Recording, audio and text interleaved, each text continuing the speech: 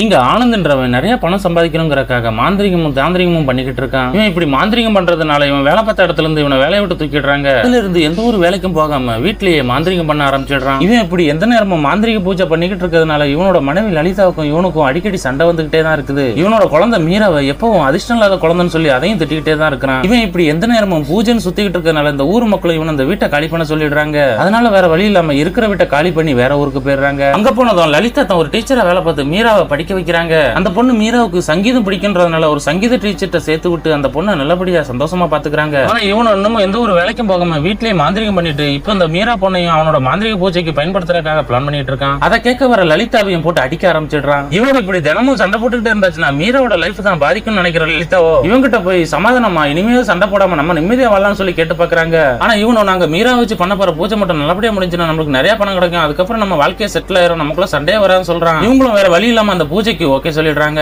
இவங்க பூஜைக்கு ஓகே சொன்னதுமே அங்கிருந்து வேகமா பூஜை வேலையை பார்க்க போற சொல்லி கிளம்பிடுறான். லலிதாவும் இவங்களோட மன நிம்மதிக்காக மீராவை கூட்டிக்கிட்டு பக்கத்துல இருக்கிற ஒரு ஆசிரமத்துல போய் தங்கிடுறாங்க. அந்த ஆசிரமத்துக்கு வந்தவன் பூஜை நடக்கக்கூடிய வீட்டுக்கு இவங்களை கூட்டிட்டு போறான். அங்க கூட்டிட்டு போறவன் பூஜைக்கு தேவையான ஒரு முக்கியமான பொருளை மீராவோட கையால தான் வாங்கணும்னு சொல்லி மீராவை கூட்டிட்டு போறான். அப்படி போனவன் பூஜைக்கான பொருள்னு சொல்லி பிரகண்டா இருக்கக்கூடிய ஒரு பூனையை தான் வாங்கிட்டு வரான். பாக்குற லலிதாவும் பொண்ணு நினைச்சு ரொம்பவும் கவலையா இருக்காங்க. இந்த பூஜை முடிகிற வரைக்கும் மீராவும் பூனையும் ஒரே இடத்துல இருக்கணுன்றக்காக ஒரு ரூம்ல வச்சு லாக் பண்ணிடுறான். இதுல அந்த பூனையோட கழுத்துல எப்படி சுருக்கு போடுறதுன்றத மீராவுக்கு ட்ரைனிங் கொடுக்குறான். அங்க பிரெக்னன்டா இருக்கிற பூனை பிரசவம் முடிஞ்ச அடுத்த செகண்டே கைத்துல தொங்க விட்டு அதோட கதையை முடிக்கிறான். இவங்களோட பூஜையெல்லாம் பார்த்த லலிதாவை அங்கேயே மயங்கி விழுந்துடுறா. அந்த பூனை போட்ட குட்டி எல்லாத்தையும் ஒரு பானையில வச்சு அதை மீராவோட கையாலேயே அவங்க வணங்கக்கூடிய கடவுள் முன்னாடி வச்சு வணங்குறாங்க. இதெல்லாம் பார்த்த மீராவுக்கும் வாந்தி வருது. இந்த பூஜையில இவங்க சக்சஸ் ஆனால இந்த பூஜையை மத்தாளுக்கும் பண்ணி கொடுக்கலாம்னு சொல்லி அவங்க முடிவு பண்றாங்க. ஆனா பணத்தாசை பிடிச்சவன் அதுக்கும் தான் பொண்ணவே பயன்படுத்துங்கன்னு சொல்லிடுறான். அதுக்கு இடத்துல இருக்கக்கூடிய லலிதாவை இன்ஜெக்ஷன் மூலமா பைத்தியமாக்கிடுறான். மீரா ஏஜ் அட்டன் பண்ண அந்த பூஜைக்கு அவளை பயன்படுத்த முடியாதுன்னு நினைக்கிறவன் அவன் 2 வருஷத்துக்கு ஏஜ் ஆகாத மாதிரி அதுக்கான இன்ஜெக்ஷனை போட சொல்லிடுறான். அதுல இருந்து இந்த மீரா வச்சு நிறைய பூஜை பண்ணி முடிக்கிறான். இவனும் கொஞ்சம் கொஞ்சமா பணம் சம்பாதிச்சு ஆளே மாறிடுறான். அதே சமயம் லலிதா ஒரு முழு பைத்தியமாகி சவுத்த பார்த்து தானே பேசிட்டு இருக்கா. மீராவுக்கும் தொடர்ந்து இன்ஜெக்ஷன் போட்டதுனால அவளோட உடம்பே மோசமான நிலையில இருக்குது. அதே சமயம் மீராவோட கண்ணுக்கு அவளை போல இருக்கக்கூடிய ஒரு ரூபம் தெரியுது. அந்த ரூபத்தோட உதவியால பூட்டி வச்சிருக்க லலிதா மீராவும் போய் பார்த்துடுறா.